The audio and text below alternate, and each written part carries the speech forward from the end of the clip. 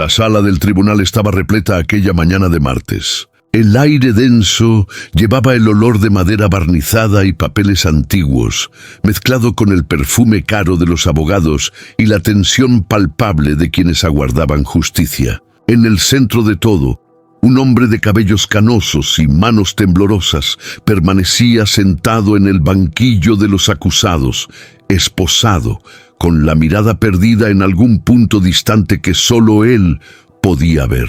Su nombre era Miguel Santos, 62 años, trabajador braçal toda la vida. La espalda encorvada contaba la historia de décadas cargando peso, construyendo casas para familias que nunca conocería, levantando muros que separarían sueños ajenos. Sus manos callosas sostenían ahora solo el vacío y la acusación que pendía sobre su cabeza como una guillotina a punto de caer. La acusación era grave. Robo calificado, allanamiento de morada, intento de hurto en una de las mansiones más lujosas del barrio noble de la ciudad. Las pruebas parecían irrefutables. Cámaras de seguridad mostraban a una figura encapuchada saltando el muro. Herramientas encontradas en el lugar. Y Miguel, hallado desmayado en el jardín de la propiedad al amanecer, con la misma ropa oscura que usaba el intruso. El fiscal, un hombre de traje impecable y palabras afiladas como cuchillas, presentaba el caso con la confianza de quien ya conocía el veredicto. Señalaba las pantallas donde las imágenes parpadeaban, gesticulaba con una teatralidad calculada. Hablaba sobre la necesidad de proteger a los ciudadanos de bien contra elementos peligrosos de la sociedad. Miguel no tenía abogado particular. Su defensor público, un joven recién graduado con ojeras profundas y una carpeta ajada, hojeaba papeles con nerviosismo evidente. Era su 10º caso del mes, y todos sabían que casos así se decidían antes de empezar. En la platea, entre rostros curiosos e indiferentes, una joven de poco más de 20 años observaba todo con los ojos vidriosos. Laura Santos apretaba las manos sobre el regazo con tanta fuerza que los nudillos se le ponían blancos. Había faltado al trabajo por 3ª vez ese mes para estar allí. Sabía que probablemente la despedirían, pero no importaba. Su padre estaba allí y ella no lo abandonaría. El juez, un hombre de mediana edad con gafas de montura dorada y expresión aburrida, hojeaba el expediente con movimientos mecánicos. Ya había visto aquello 1000 veces. Otro pobre acusado de robar a los ricos. Otra historia previsible que terminaría con una sentencia estándar y el sistema girando su rueda implacable. Cuando llegó el momento de que la defensa hablara, el joven abogado público se levantó vacilante, carraspeó y comenzó una argumentación débil, basada en tecnicismos en los que ni él mismo parecía creer. Mencionó la presunción de inocencia, habló de dudas razonables, pero su voz temblaba y se perdía en el eco de la sala. Fue entonces cuando Laura se puso de pie. El movimiento fue tan brusco que varias cabezas giraron hacia ella. El juez alzó los ojos por encima de las gafas, irritado por la interrupción. El oficial de justicia dio un paso al frente, listo para restablecer el orden. Su señoría, la voz de Laura salió más firme de lo que esperaba. Me gustaría hablar. Risas ahogadas resonaron en la sala. El fiscal puso los ojos en blanco. El juez golpeó el mazo con impaciencia. Señorita, este no es el momento para manifestaciones del público. Por favor, siéntese o será retirada de la sala. Mi nombre es Laura Santos y soy la hija del acusado, continuó ignorando la advertencia. Y tengo derecho a ser escuchada porque tengo pruebas que no se han presentado. Pruebas que van a cambiar todo lo que se ha dicho aquí. El juez suspiró, cruzó miradas con el fiscal, que se encogió de hombros con una sonrisa desdeñosa. Siempre era igual, familiares desesperados intentando últimas cartas patéticas. Joven, su padre tiene un defensor público que... Con todo respeto, su señoría, pero a mi padre lo están condenando por un crimen que no cometió, y yo puedo demostrarlo. Todo lo que pido son 5 minutos. Solo 5 minutos del tiempo de este tribunal. El silencio que siguió era denso.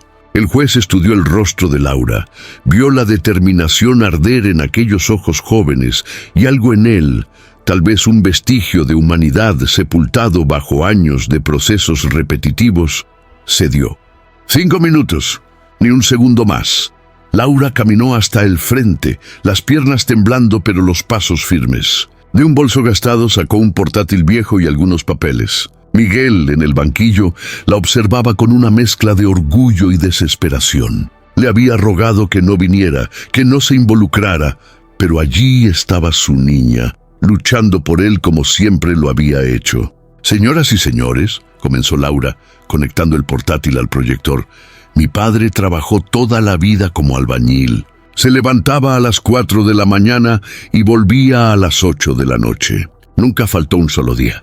Nunca dejó que faltara nada en casa, incluso después de que mi madre murió y él se quedó solo, criando a 3 hijos. Señorita Santos», la interrumpió el juez, «las historias conmovedoras no cambian las pruebas. No estoy contando historias, su señoría. Estoy estableciendo carácter, porque el hombre que hoy se juzga aquí no es un delincuente, es un enfermo».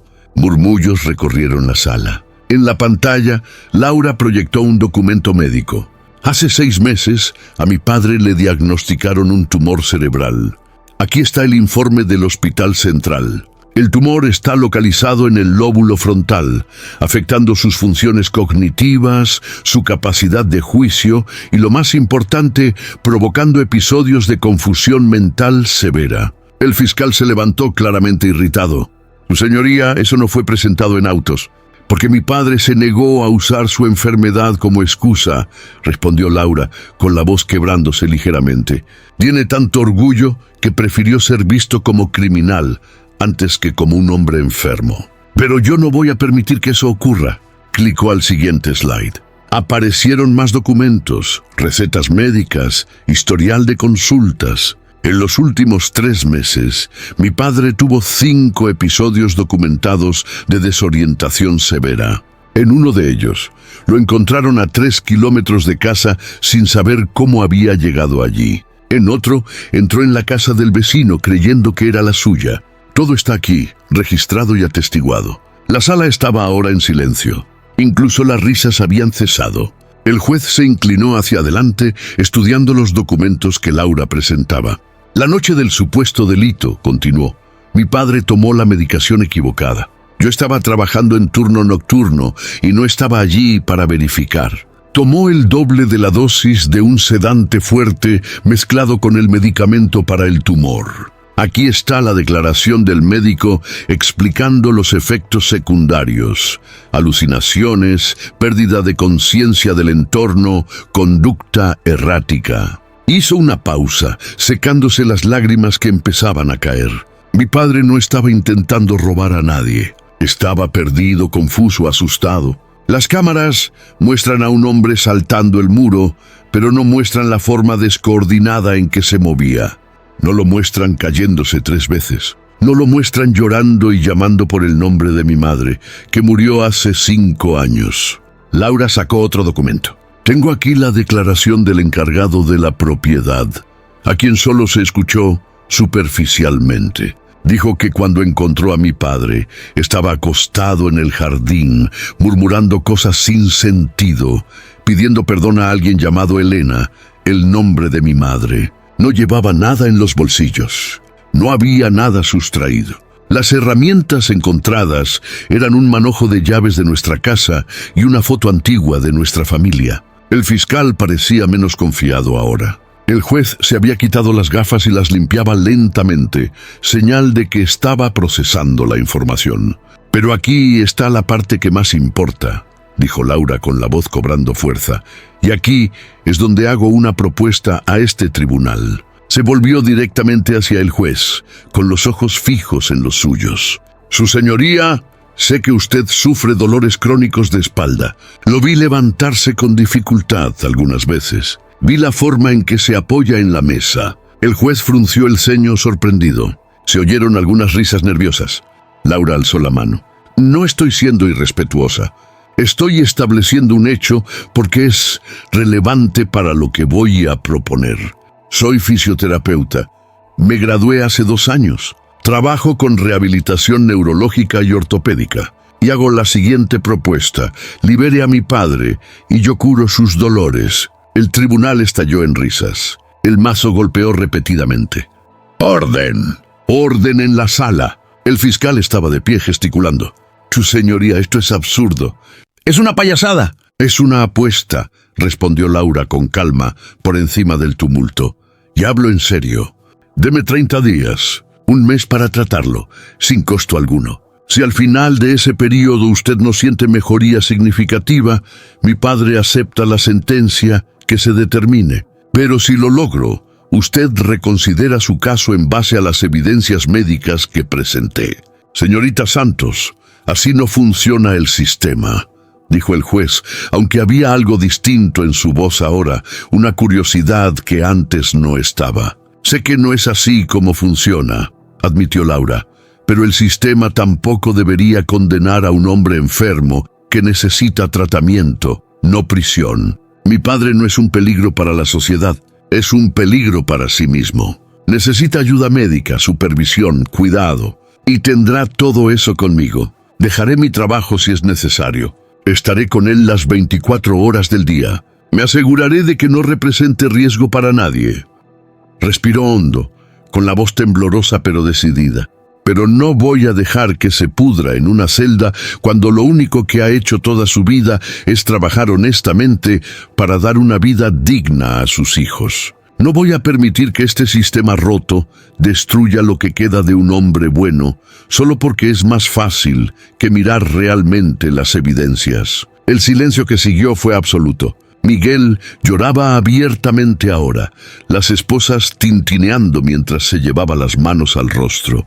Laura permanecía de pie, vulnerable pero desafiante, apostándolo todo a una jugada imposible. El juez miró los documentos, miró a Laura, miró a Miguel. Pasó la mano por la espalda inconscientemente, sintiendo el dolor familiar que lo acompañaba desde hacía años. Miró al fiscal, al defensor público, a la sala llena de gente esperando ver qué sucedería después. «Esto es irregular», dijo al fin. «Es completamente fuera del protocolo». «Lo sé, su señoría.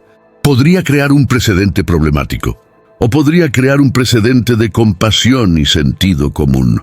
El juez tamborileó los dedos sobre la mesa. Segundos que parecían eternidades se arrastraron. 30 días, dijo por fin, y la sala volvió a estallar, pero con condiciones estrictas. El acusado quedará bajo arresto domiciliario con tobillera electrónica. Cualquier violación, cualquier incidente, y regresa de inmediato a la cárcel a la espera de juicio.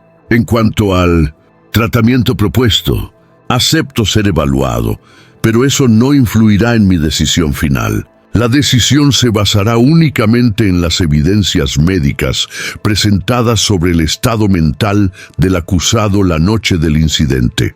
«Gracias, su señoría», dijo Laura, mientras las lágrimas corrían ya sin contención. «No me dé las gracias todavía, señorita Santos. Usted acaba de asumir una responsabilidad enorme, y voy a estar observando muy de cerca. Los días que siguieron fueron los más intensos de la vida de Laura.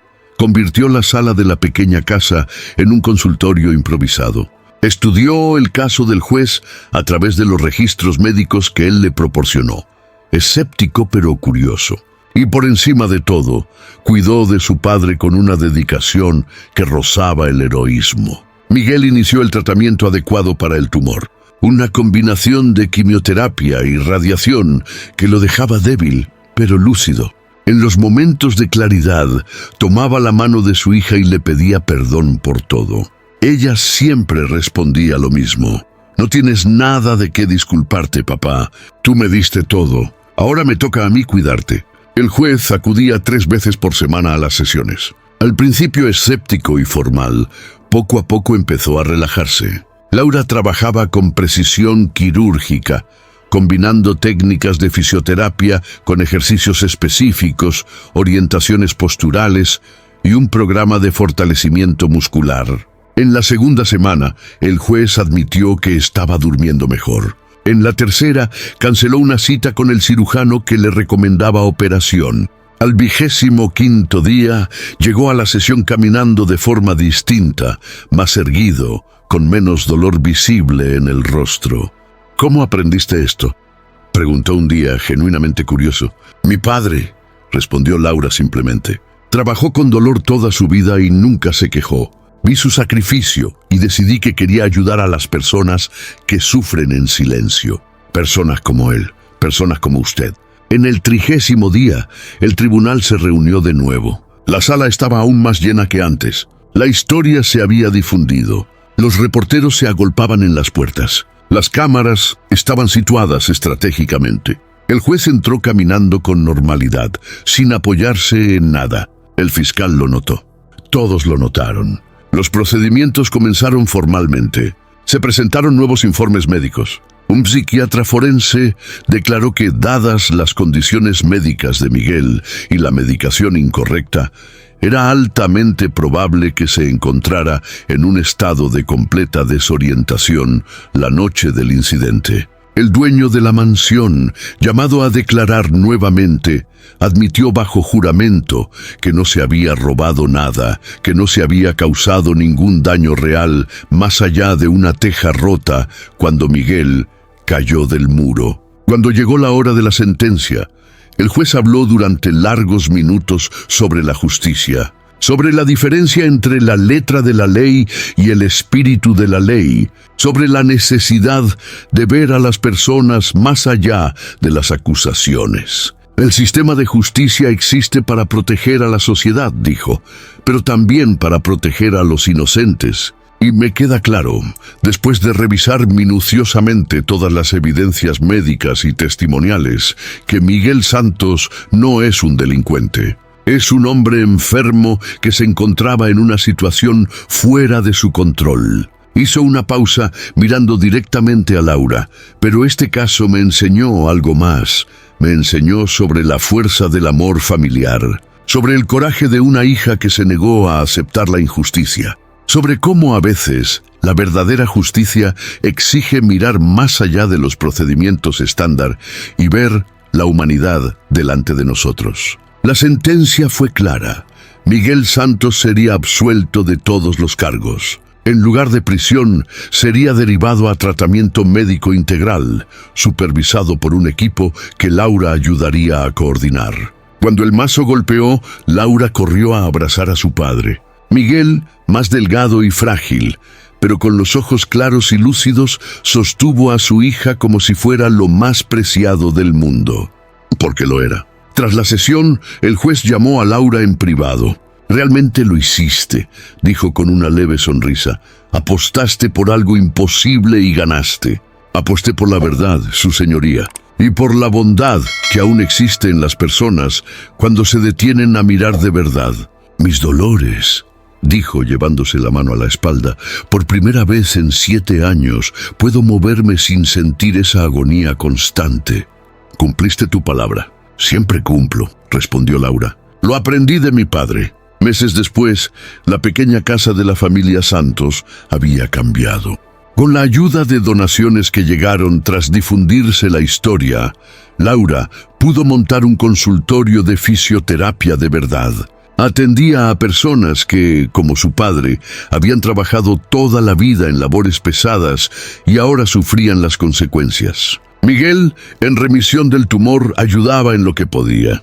Recibía a los pacientes, contaba su historia, ofrecía café y palabras de aliento. Se había convertido en símbolo de segundas oportunidades y de la importancia de mirar más allá de las apariencias. El juez, ahora libre de dolores, se volvió un defensor activo de reformas en el sistema de justicia, particularmente relacionadas con el tratamiento de acusados con condiciones médicas. Citaba con frecuencia el caso de Miguel Santos en sus conferencias y decisiones. La historia traspasó las fronteras de la ciudad.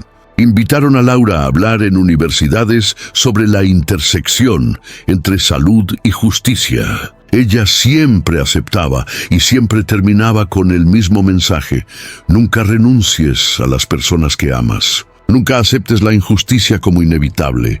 Y recuerda que la verdadera fuerza no proviene del poder o la posición, sino del amor inquebrantable y del coraje de hacer lo correcto, incluso cuando parece imposible. Y Miguel, sentado entre el público siempre que podía, veía a su hija hablar con los ojos brillando de orgullo. La misma hija a la que había criado solo, trabajando hasta que le sangraran las manos. La misma hija que se negó a permitir que lo destruyera un sistema que no miraba más allá de la superficie.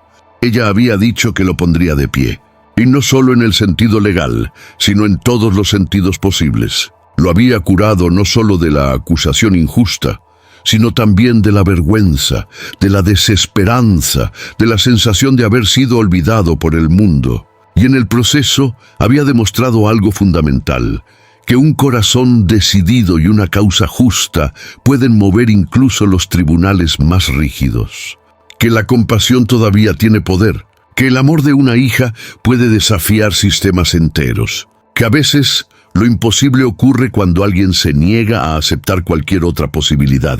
Si esta historia tocó tu corazón, no la guardes para ti. Compártela con alguien que necesite recordar que nunca es tarde para luchar por quienes amamos, que la verdadera justicia a veces necesita coraje para alcanzarse. Deja tu like, suscríbete al canal y activa la campanita para más historias que te inspirarán a no rendirte nunca, sin importar cuán imposible parezca la situación. Porque, como nos mostró Laura, lo imposible es solo aquello que aún no encontró a alguien lo suficientemente valiente como para desafiarlo.